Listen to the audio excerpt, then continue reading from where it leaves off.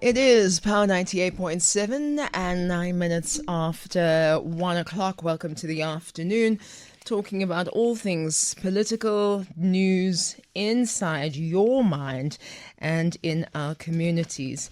And of course, one of the things to think about and takes up a lot of time in our lives is the work that we do, where you go on a daily basis to make your money. And so, one of the spaces, and I keep seeing that people are very much either up in arms or warning each other for the first time in a long time. I've never really seen this kind of warning about what happens in corporate and in corporate entities. Literally, from the way you carry yourself, before that, even the way that you signed your contract, how you speak up for yourself in buildings. I read this really great book when I was like 23, Nice Girls Don't Get the Corner Office. And it talks about being able to speak up for yourself, being able to make a decision for yourself, not be thrown around by other people's decisions. And one of the chapters and entities and really in the zeitgeist at the moment is human resources. And we talk about it on a very regular basis on this show because it is so important. Remember our guest who used to come for HR all the time, and he was so shocked. He was like, people think this about HR? And you were like, girl, you don't be knowing because you're in HR. And there's a lot of concern about who HR really represents. There's a lot of concern around what you can tell HR and what you can't, what you're being sold by human resources versus what is actually happening. And all of it is, a very, very tough pill to swallow, especially if you are in a specific department and you have just been told that human resources department is meant to be a safe space for you, etc., and so forth. So let's speak to HR executive Kgolagano Lehobye, who's going to talk to us a little bit about the question when employees don't trust their HR and how HR departments can rebuild trust with employees. You can call me on 0861 987 000, or you can send us a voice note on any of the other numbers. Kgolagano, welcome to Power Lunch. How are you? Good afternoon, Pabi. I am very well, thank you. How are you? I'm great. Please don't tell me you're shocked that this is how people feel about HR, girl. No. I can never be shocked. No ways. I live in the real world. Thank you. No, Thank I you. am not shocked, but it's just always tendency, but I'm not shocked. It is a sad element of the corporate world. And then I wonder on a very human level, right, in your years in HR, have you seen or felt the weight of people not trusting the department? And what does that look like from your side of the desk? Sure. I have seen it. I have felt it. Yeah. It happens so many times, right? It happens so many times because, remember, trust doesn't just happen. It doesn't just break, Yeah. right? So it would be incidents that have happened. There's history to it. A lot of HR people don't stay in one job for a long time. So there's also historical mistakes from previous HR people, and sometimes the current HR people perpetuate that. And there is also the issue of when an HR person doesn't really know whether they don't understand their role to say, our role as HR is to implement and to make sure that policies are in place and there's harmony in the workplace. It's not about management, it's not about employees, but it's about everybody abiding by the rules. So it is a tough situation to be in. I have navigated it almost all my life. For my sins, I'm in the automotive industry, so it's very male-dominated. And one of the things that I've always had to do was to work 10 times harder for my management team to trust me. Yeah. Because I'm female, and not because of anything else. But after 6 months or 12 months, everybody now understands, okay, no, you know what you're doing. And then they start listening to you. but it can be demoralizing. It can be, defeating sometimes. But for me, I always say to HR people, that must be the reason why you stay. And that must be the reason why you fix, because it's not about us, it's about the people that we work for, who are the employees. Yeah.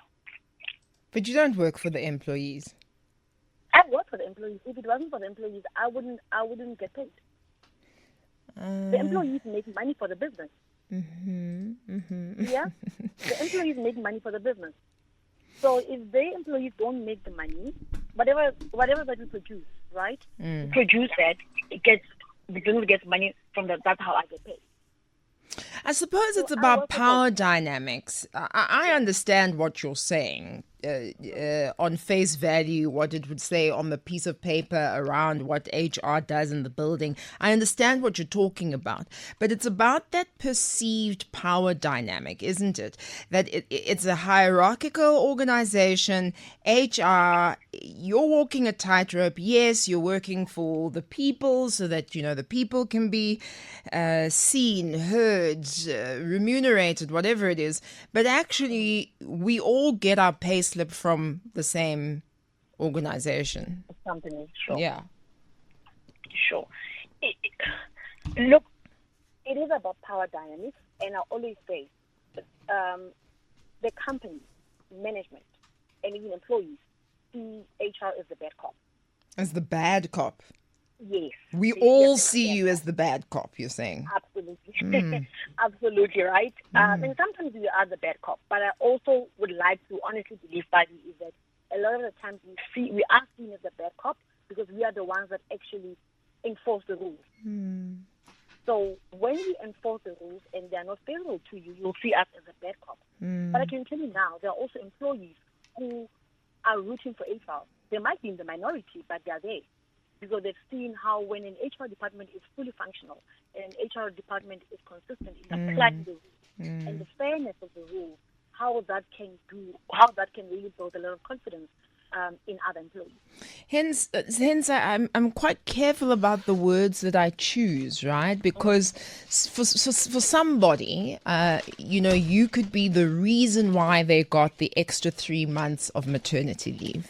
Yeah. But for somebody else, you're seen as the reason why they're no longer in XY department, right? So you are good cop, you are bad cop, you are in, you are out. It's just, it must be a very heavy mental load on the practitioner themselves, unless you're able to leave it all at work.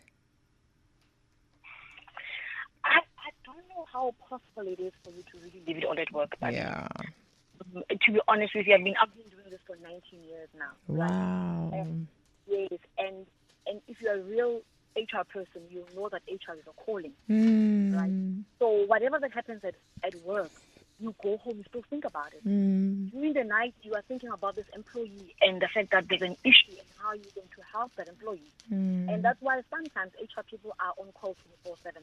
Not because not because we want to be, but because there are some situations that need us. And an employee, when they're in trouble, they're not going to think that it is a Saturday afternoon. They need you at that particular time.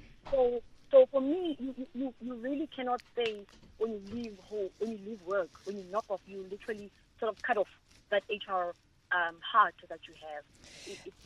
I wouldn't want to work with such an HR person. You wouldn't want to work with an HR person who did that? Yeah. Yeah, I understand.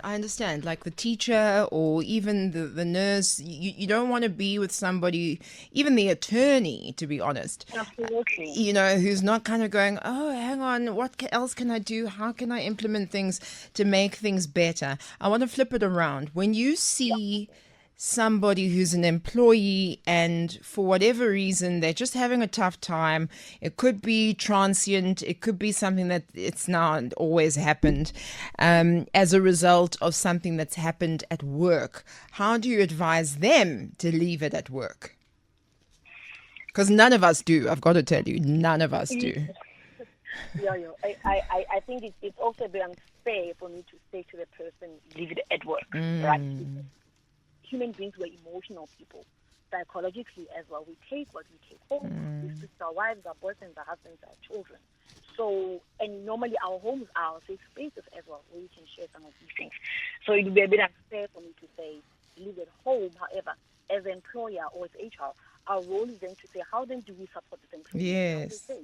We sometimes we don't have the answers, right? We want to ask that employee to say, how would you like us to help you? Sometimes we can, some we can't.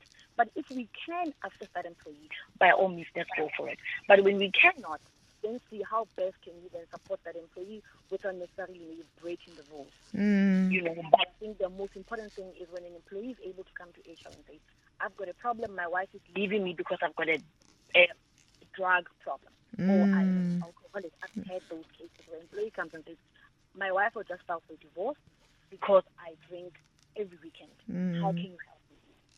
And I'm telling you, once you take that employee into confidence, you don't talk about that with anybody. There are cases in my team where even my team doesn't know about the issues that employees have. Okay. So when an employee comes to me and says, Kola, can I speak to you? They're not saying, can I speak to HR? Yes, I've got an HR head, but they chose me over my other 19 employees.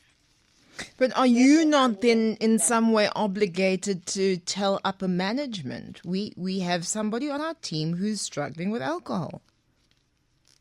We don't always have to. We only tell a manager if that particular issue will affect their performance Output, or will affect them being at work. Yeah. Or if they have to take a long time, maybe absence. Yes, of course. To be in a rehab. Yes. In one day. Then I would have to do that, right? But also, as an HR person, the most important thing is also to gauge, is that manager, do they have the right emotional intelligence to deal with that? Otherwise, I might not necessarily be direct in terms of what the issues are, but I can just simply say, this person has got a situation, it's a personal one, I know about SHR, and I have approved. Based on the company policies, I have approved this leave, and then the employee can go. And that's how you also protect employees' integrity in the workplace. Yes, of course. I imagine that that's of absolute importance, and in many times it is in your hands. Tapelo's on the line. How's it, Tapelo? Hi, Pabi. Yeah, man, just to support our HR colleague there. For an employee to get the full protection of the law, basically, like what you was referring to, they need to be disclosure, right? Like the issue of consent.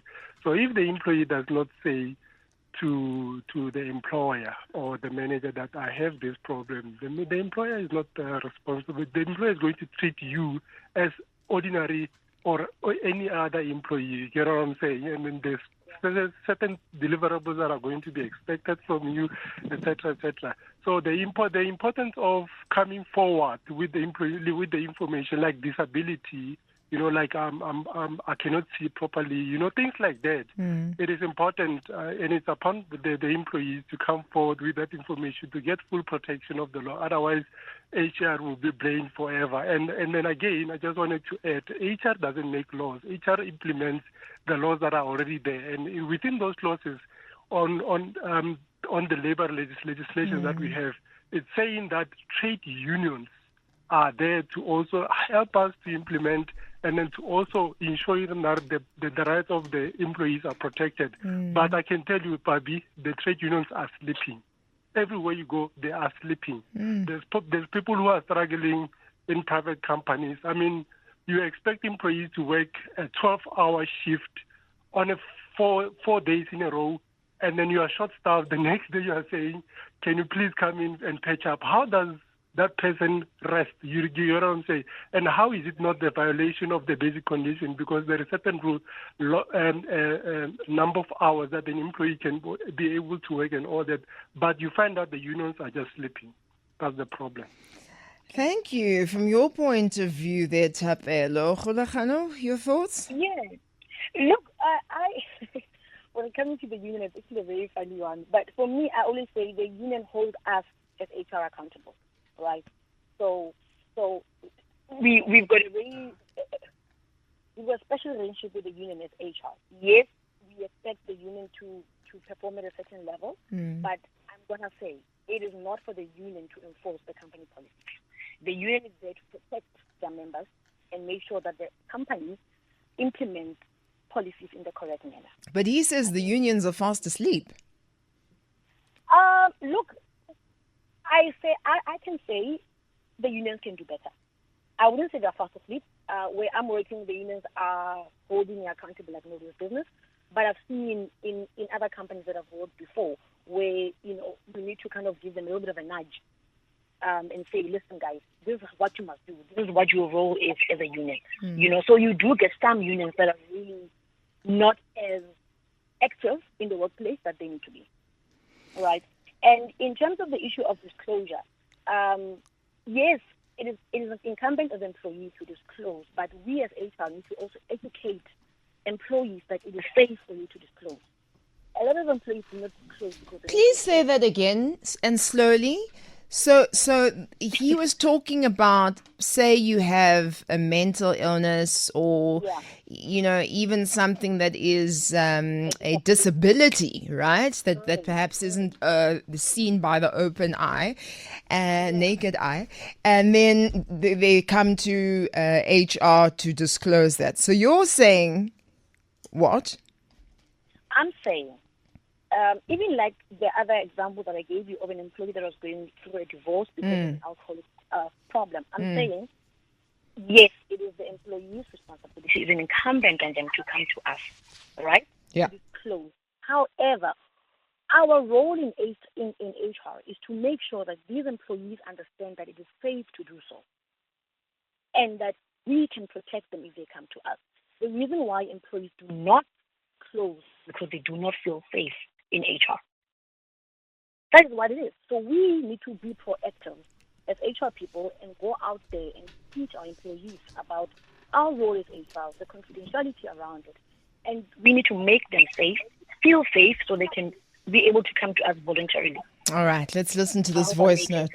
Sure. No, you absolutely made sense. I stopped you because you were making so much sense that I wanted you to say it again, because HR's responsibility then is to also then say, yes, it is safe to come to us, but once a person has come to you and feels that their information has been used to target them or against them, that's where then I wonder, where their rights are. Absolutely. So we need to teach them correctly. Let's have a listen to this voice note. Pabi, I'm here from Pretoria. Your HR is not for employees. It is for the employer to make sure that they are within the rights of or upholding the employment rights, but they are not for protecting employees. Nope, not at all. Shall we just go straight to the next one, please? Sure. Okay. As Pabi, let me tell you something, HR. HR area is there for the employees. Well, for it's a blue lie. It's a blue. The HR kaufela. They are for the company, not for the employees. I'm talking from experience. That's why nowadays, if you check, majority of the HR are black women. I'm sorry to say, to put it in this way, a black woman. Which means they what? sabotage the employees. Talking from experience. I don't know want to tell you my name, but I'm telling you, there's no such a thing there for employees. Never. Go to CCMA and you see how they sabotage people. That's the HR for you. I wish I knew what his experience was. Sure. Yeah, he seems very hurt. He seems like there is a lot that he's talking from, but he didn't really get into that. It'd be great to actually understand what people are going through. And I'd love to understand why then a black woman comes into it. So was it, because he says now most HR, if you look, are black women. I don't understand what that means. I don't understand. I wish you could tell us more, man. I also wish I wish it was like a voice call where we can actually ask him. Interrogate it a little bit more. Yeah, okay, that's a pity. But I guess it's some of the misconceptions that people have around HR. Ari, he's talking from experience, Kgolagano. It's not something he read. This was his experience. We've got one more voice note to go. Let's have a listen to that one quickly. How that can really go I feel terribly sorry for HR because often they just the blunt shield of the executives that then use them as a very rudimentary tool to do their whatever dirty work. profit needs Yeah. it to be done.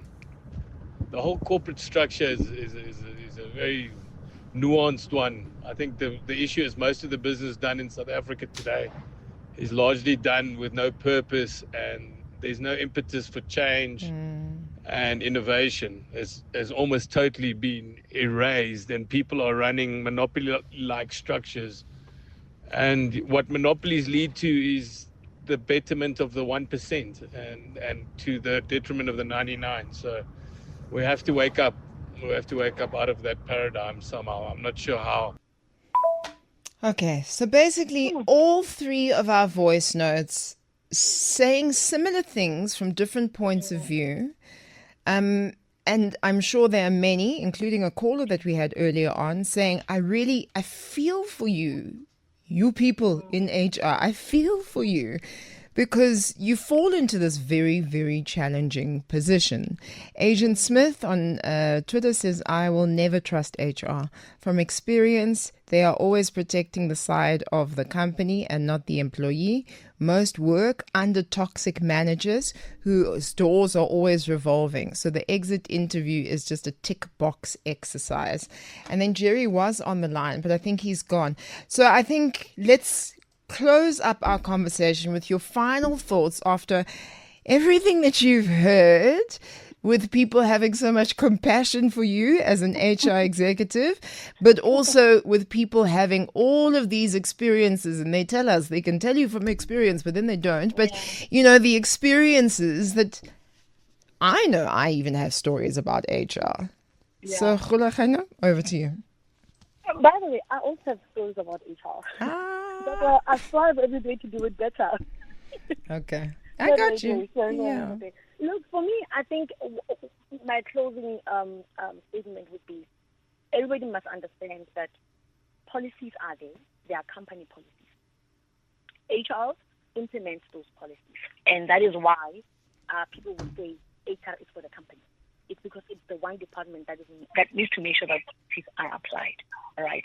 And very important, human resources and management of people. It is not an HR function. It is a line management function. Human resources and the management of people are not an HR job. They are a management criteria. Absolutely. Okay. All right. Yeah. So maybe we've got it all wrong. Maybe we want HR to comfort us and hug us and kiss our boo-boos.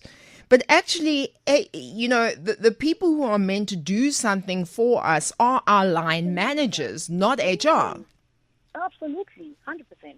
Now, why don't you start with that? Because I think that would have given us a whole new conversation so we understood what was happening. No, there's a different perspective to it as well. I'm teasing you. I'm pulling your leg. Because when you started, you did say, we need to educate people about what HR is. Absolutely. And I think this was one of the most important educations because then it comes back to your line manager. And of course, that hierarchy from your line manager, then whoever's above them, and then take it to HR because they're not able to help you or don't want to help you or whatever the case may be. 100%. You are a brave soul and really great in trying to dismantle this horrific, point of view that people have about human resources. Kgolagano Lehobye, thank you very, very much for your time this afternoon.